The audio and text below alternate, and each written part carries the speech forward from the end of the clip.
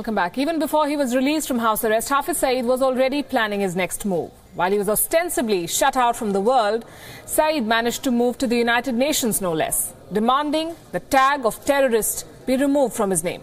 WION's Pakistan Bureau Chief Taha Siddiqui reports. Hafiz Saeed is unfazed by warnings from India and the United States. The 26/11 Mumbai attack mastermind has moved the United Nations and wants the terrorist tag removed from his name. From what we understand and what is being reported, this petition is particularly focusing on the fact that, Hafiz Saeed is labelled as a terrorist at the UN, and he wants that his name to be removed from it. I asked the lawyer if they had heard back from the United Nations, because the next step of this petition will be that they will be hearing from the United Nations whether or not this petition has been accepted or not. And he again refused to divulge any information, but what we know and understand right now is that the United Nations has not responded as of yet to this particular petition. The Security Council had designated Saeed a terrorist just weeks after the Mumbai attacks. It also brought with it a set of sanctions.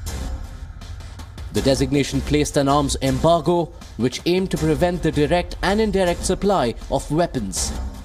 While announcing the sanctions, the United Nations Security Council also called on member nations to freeze Saeed's assets.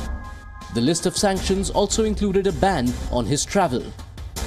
Despite the sanctions, the Pakistani establishment turned a blind eye to Saeed and his activities. His business of terrorism continued to flourish, and now, through the Milli Muslim League, Saeed wants to foray into Pakistan's mainstream politics.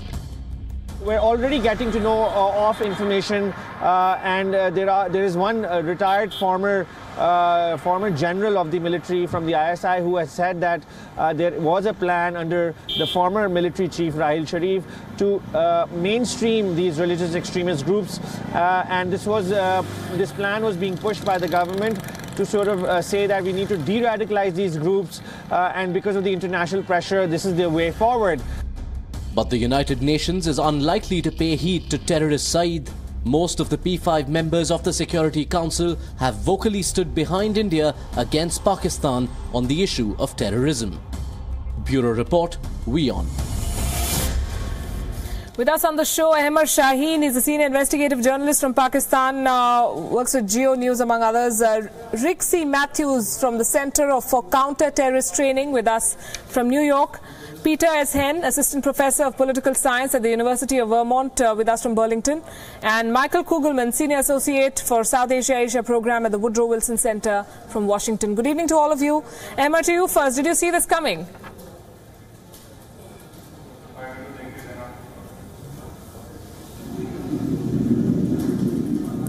Ahmad Shaheen, Hafiz Saeed has moved the United Nations demanding that the tag of terrorist be dropped from his name. Was this something on expected lines?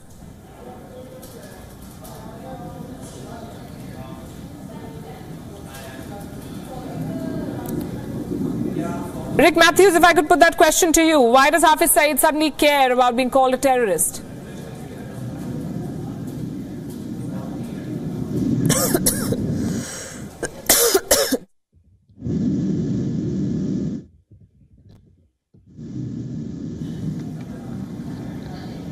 Well, we seem to be having a difficult time with technology. Michael Kugelman, let me try my luck with the line with you. Did you expect Hafiz Saeed to be taking this move so shortly after his release from house arrest, which is still controversial, and the Americans are putting so much pressure on Pakistan to rearrest him? Right. It actually is a very clever move, I think, on the part of Hafiz Saeed, because if he can get himself taken off this UN terror list, which quite frankly I think he will not, if he could get himself taken off the list, then he could simply say, oh, well, it's just an Indian and an American lie that I'm a terrorist. But of course, the fact that he's a UN designated terrorist, the UN has a lot of credibility and cachet around the world, including in Pakistan. And I think that the fact that right after the Mumbai terror attacks that, the UN essentially designated him as a terrorist, that really puts him in a much more difficult position. So it makes sense to me that he would want to get himself taken off the list, but I don't see any way that would happen. And I think that this will be one more attempt on his part to try to bring some legitimacy to him and his organization, which at the end of the day is a terrorist organization. Peter Hen, if you can hear me, you've studied Pakistan closely as part of your research on how Muslim states' relationship with Islam affects their counter-terrorism policy. How do you see this entire Hafiz Saeed case, the way it's progressing? Is this a concerted effort on the part of the administration to clear his path to take a more prominent political role? Well, it's certainly concerning, right, that he was put under house arrest finally after years of pressure and then released last week.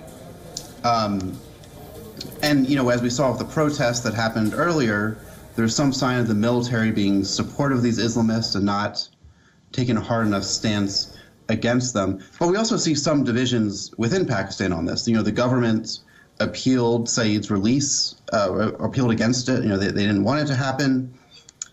Some politicians and some judges seemed a little critical of this release. So it may be not concerned with all aspects of the Pakistani government, but there is a history of support for Islamists by the military. They saw it as a strategic tool in their struggle with India and broader power projection. And so we do have that continuing. So I would say elements of the administration, maybe some effort by them. Michael, why does it matter to Hafiz Saeed now? What kind of strings can Pakistan pull at the United Nations? What are his chances, according to you? Well, as I said before, they're very limited. There's all this talk about how Pakistan has its friend China in the Security Council and how China has tried to help Pakistan when it comes to the case of Masood Azhar, the head of Jaish-e-Mohammed, in terms of getting his name removed as a terrorist, according to the UN. I just see very little chances of success here, and it's quite extraordinary because Hafiz Saeed has hired a private law firm in Lahore to represent him at the UN. And I think this goes to show that, in Pakistan, I think it's important to acknowledge here that he is seen as a perfectly innocent person by many folks, including law firms, that would be willing to take his case to the UN and argue that he's not a terrorist and that he should be taken off the list. But all that said, I think that this is not going to be successful. I think he wants to try to capitalize on the fact that he's now out of house arrest. He wants to try to rehabilitate his image. As I was saying before, this is something that I would argue Lashkar-e-Taiba has been trying to do for quite some time. As you know, just a few months ago, a new religious political party, the Bali Muslim League, was formed. It is a party connected to Lashkar-e-Taiba. This is a party that has started contesting elections, and I think that's part of an effort to try to make LET seem more palatable, to mainstream it, so to speak. And this notion of Hafiz Saeed trying to get his name removed from the terrorist list of the UN, I think it's all part of the same idea, the same objective, to try to get people, whether in Pakistan or elsewhere, to view this person, Saeed, and his organization in a very different light. But again, I don't think it's going to be very successful. Peter, do you see a role of the Pakistan government here? Does this appeal at the United Nations have Islamabad and, more importantly, Rawalpindi's backing? It's possible. Like I said, it seemed like the Pakistani government was not completely behind the release, although that might have just been for show. Given America's strong objection to his release and to any kind of delisting, they risk running afoul of America, although our leverage is limited because we've tried to pressure them in the past to cut off support for militants. I can't imagine they would make a concerted push behind this because there's so much diplomatic furor, as others have said. The UN has such legitimacy that challenging them might seem problematic. But we might see some support from certain aspects of the military. Right. Peter S. Hen and Michael Kugelman, thanks very much. This is just the beginning of this case. We haven't heard the last of it, of course, but there's more news from Pakistan and more bad press for that country. A couple's disappearance has led to the police uncovering a gruesome honor-killing plot. Here's more. The bodies of 25-year-old Abdul Hadi and his cousin Hussaini Bibi were exhumed by the Pakistani police. The two who ran away earlier this month in the hope of getting married. However, the couple went missing shortly after renting a flat. The police started investigating and discovered signs of murder inside the house. 19 तारीख को इसी महीने की इस कपिल ने एक घर rent पर लिया था मोमनाबाद के इलाके में और 22 को इनके मर्डर्स हुए और उसके बाद 23 को जो है मर्डर करने के बाद जिन्होंने कत्ल किया वो चले गए। फिर 23 को दोबारा आए हैं और 23 को ये डेड बॉडीज को लेकर गए और उन्होंने जाके डंप किया कब्रिस्तान में। The police suspect this to be a case of honor killing, not uncommon in the subcontinent. A crime committed by a family to save their reputation or honor for marrying against the family's wishes.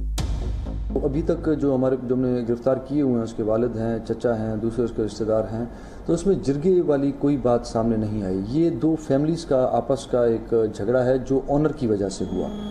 According to Pakistan's Human Rights Commission, nearly 1100 women were killed in the country in 2016 in the name of honor killing.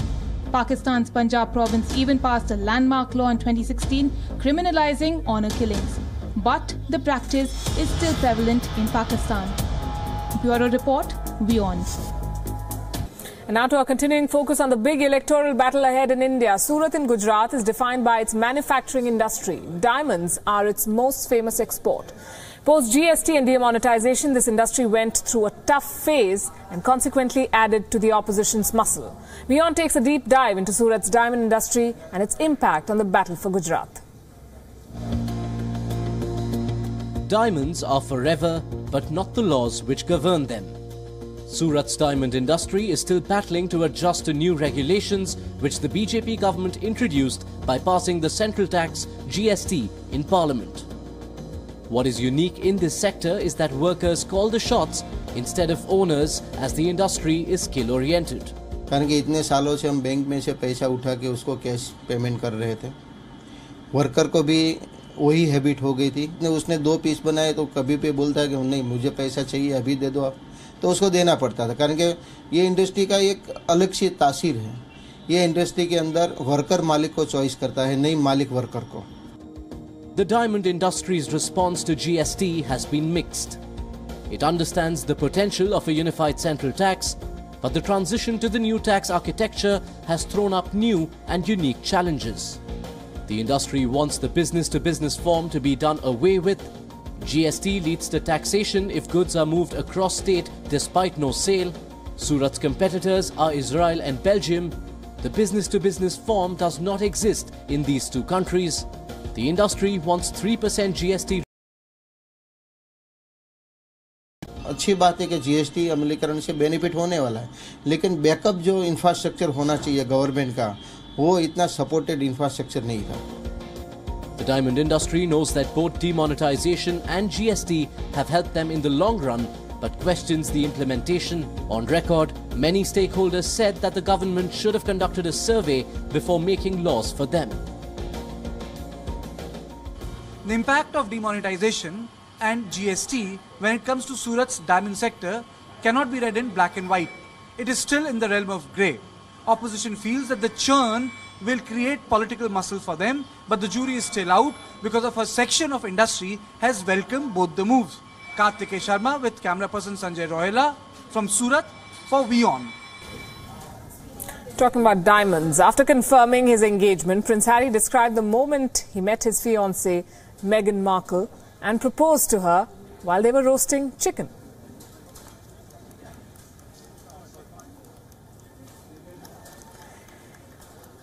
In their first joint interview, the couple opened up on a host of issues, including family planning. Listen in. What were we doing? Just roasting chicken and having trying to roast a chicken. Trying to roast a chicken, and it was just an amazing surprise. It was so sweet and natural and very romantic. He got on one knee. Not currently, no. No, of course, I think one step at a time, and hopefully we'll start a family in the near future.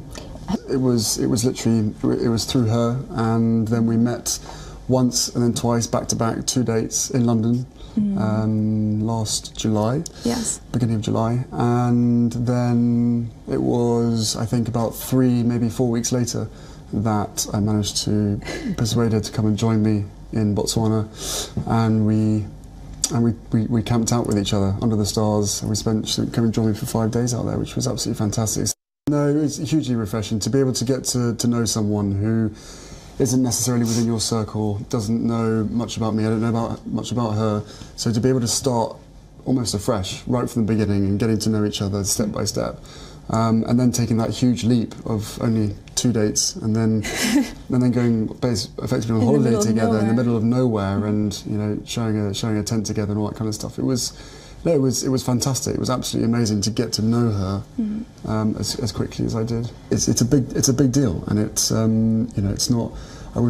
it's not easy for anybody. But I know that at the end of the day she chooses me and I choose her, and therefore whatever we have to tackle together or individually will always be us together as a team. So I think she's capable of... So nicely said, isn't it? I don't know. She's capable of anything. Pope Francis met Myanmar's de facto leader Aung San Suu Kyi today, but did not refer to the country's persecuted Muslim minority as Rohingyas. Here's a report.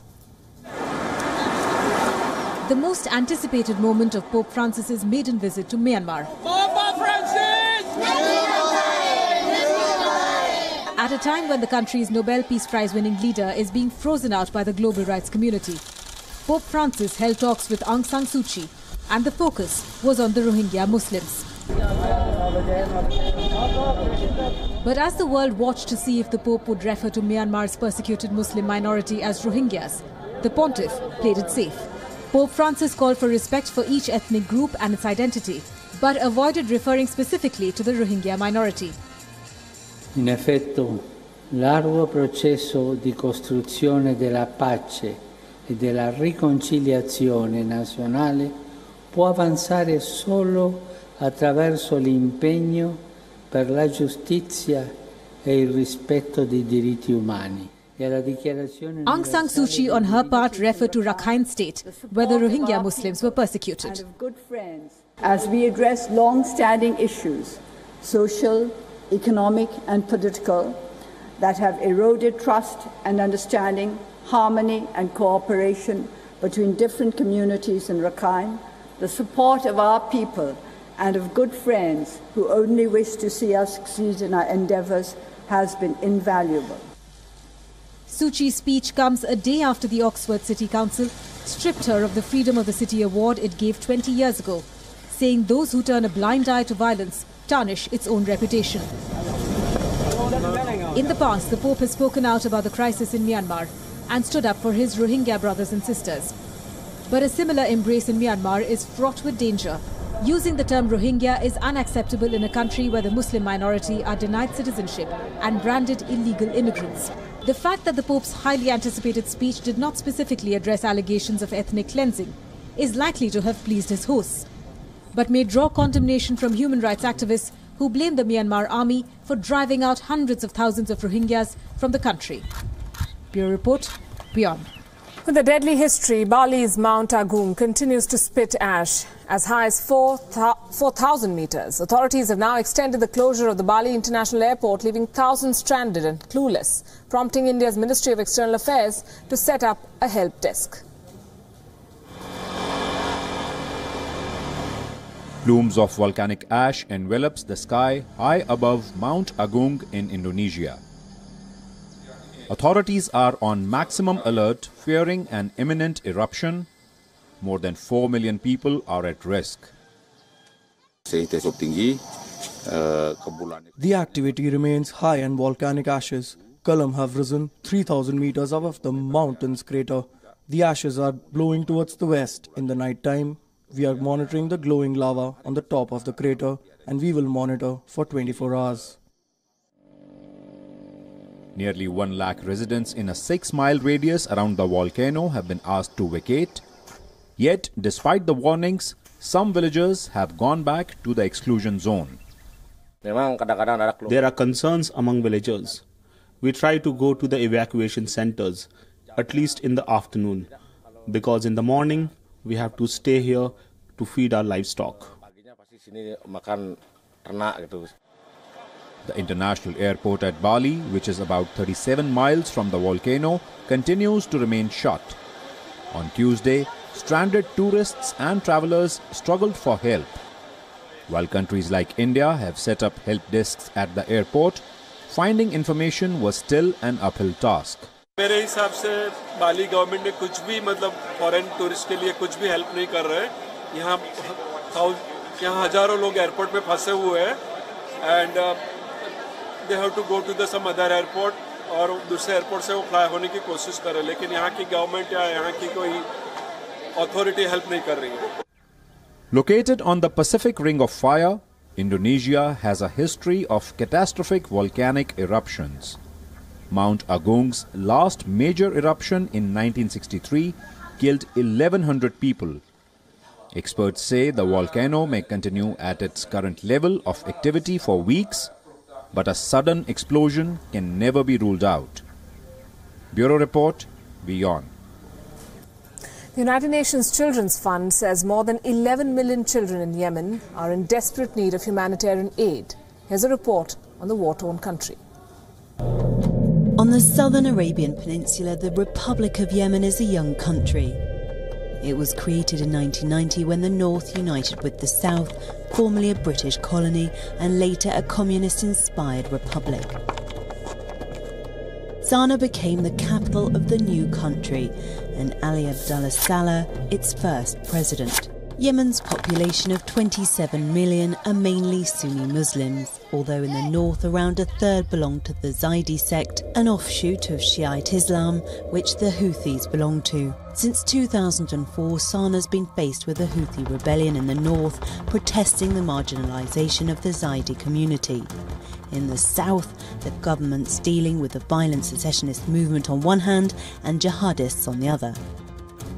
In the wake of the Arab Spring in 2011, deadly protests in Sana'a drove President Saleh from power.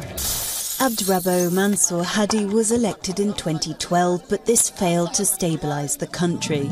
In 2014, the Houthi rebellion backed by Iran took control of Sana'a, then launched an offensive towards Aden. President Hadi went into exile in Saudi Arabia. The conflict went international. In March 2015, Saudi Arabia headed a coalition of Sunni Arab countries to halt the advance of rebels supported by former President Saleh. On the brink of collapse, the country has endured repeated attacks by Al-Qaeda and the Islamic State group. Since March 2015, the UN's documented the catastrophic human toll of the conflict, which has claimed thousands of civilian lives. With aid struggling to reach the country, more than 17 million people are suffering from malnutrition. With that, it's a wrap on this edition of Gravitas.